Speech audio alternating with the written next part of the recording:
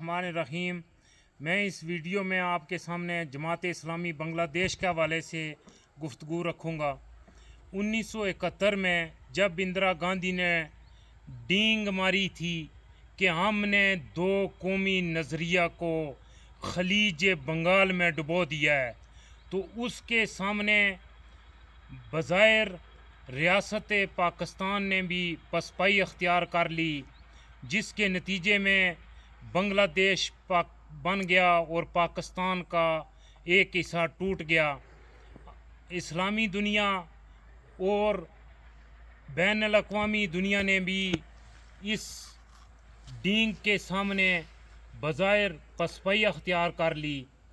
لیکن اللہ کے کچھ پراسرار بندے تھے، کوئی لوگ تھے، کوئی نفوس قدسیہ تھے، کوئی ایسے عزم و حوصلے کی چٹانیں تھیں، کوئی اپنے ہمت و استقلال، صبر، انتظام، تنظیم اور ضبط والے ایسے پراسرار لوگ تھے کہ جو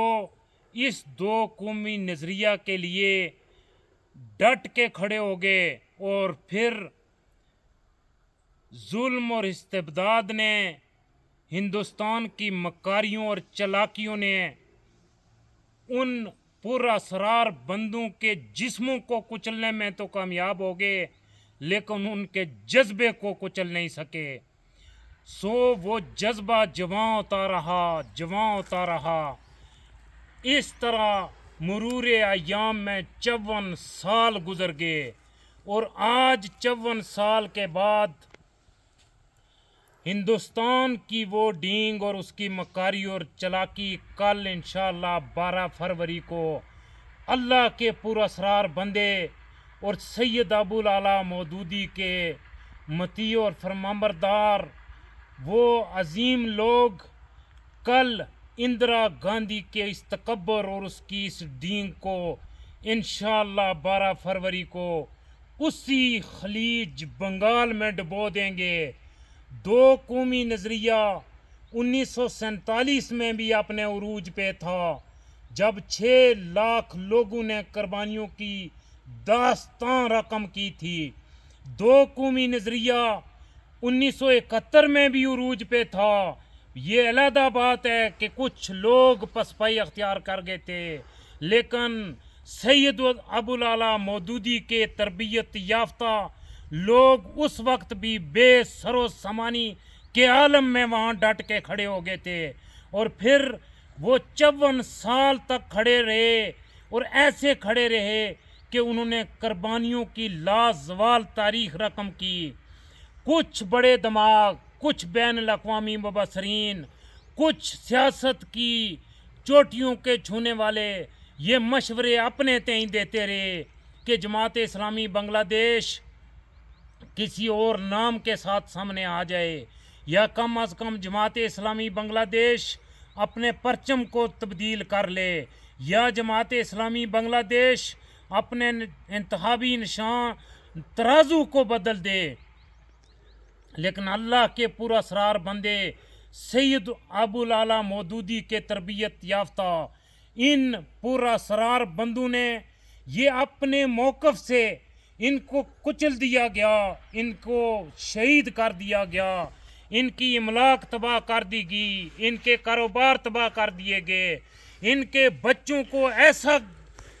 قید و بند کی صوبتوں میں ڈالا گیا کہ جب حسینہ واجد کے ظلم و استبداد کا سقوط ہوا تو کچھ وہ لوگ، اور کیسے لوگ،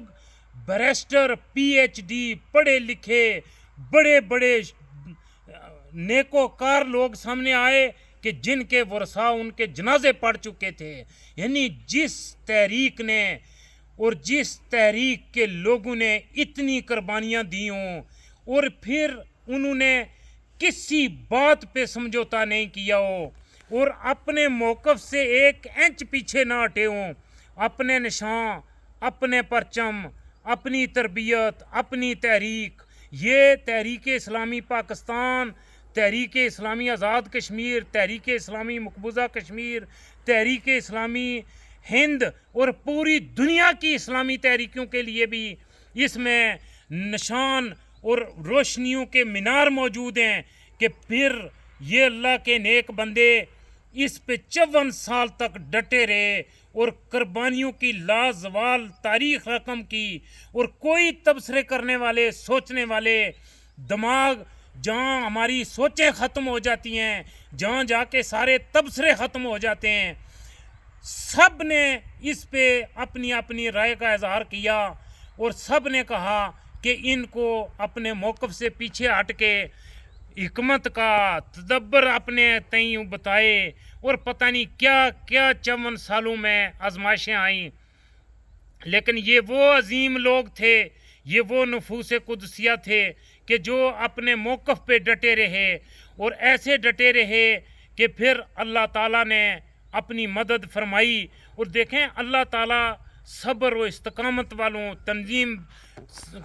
کے ساتھ چلنے والوں اور اللہ پہ بھروسہ کرنے والوں کی مدد فرماتا ہے۔ اللہ کی مدد آتی ہے، اس میں دیر ہو سکتی ہے، لیکن وہ ایسا نہیں ہو سکتا کہ جو اللہ کے راستے میں نکلے ہوں اور ان کے اندر اخلاص بھی ہو، وفا بھی ہو، توکل بھی ہو، اور عزم و استقلال ان کا چٹانوں اور پہاڑوں کو چھونے والا ہو، اور وہ ناکام ہو جائیں، یہ ہو ہی نہیں سکتا، نہ یہ ہوا ہے اور نہ قیامت تک ہوگا۔ سو کل انشاءاللہ 12 فروری کو 54 سال تک قربانیوں کی لازوال تاریخ رقم کرنے والے تحریک اسلامی کے لیے کہ ان پر اسرار بندوں کے لیے ایک خوشخبری کی نوید آ رہی ہے، اور یہ آج روئے زمین پر اگر کسی جگہ، کسی ایک جگہ روئے زمین پر سب سے زیادہ اللہ والے اکٹھے ہو گئے ہیں تو وہ اس میں کوئی دوسری رائے نہیں کہ وہ بنگلہ دیش ہے،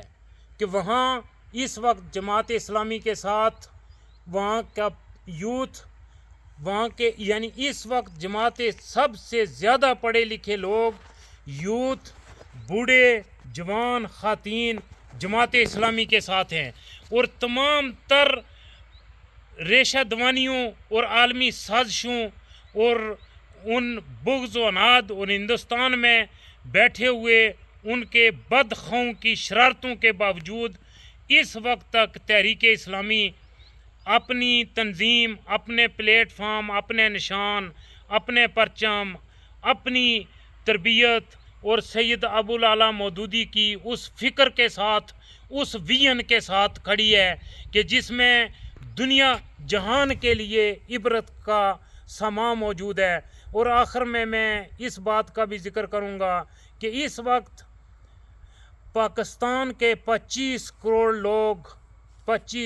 لوگوں کی اکثریت، یا 25 کروڑ میں سے ایک غالب اکثریت کی یہ خواہش ہے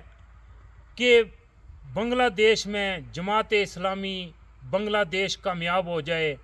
لیکن یہ افسوس کے ساتھ کہنا پڑتا ہے کہ یہی 25 کروڑ جس طرح یہ آج ان کی یہ توانا خواہش بنی ہوئی ہے بنگلہ دیش کے لیے، کاش ان کے اندر پاکستان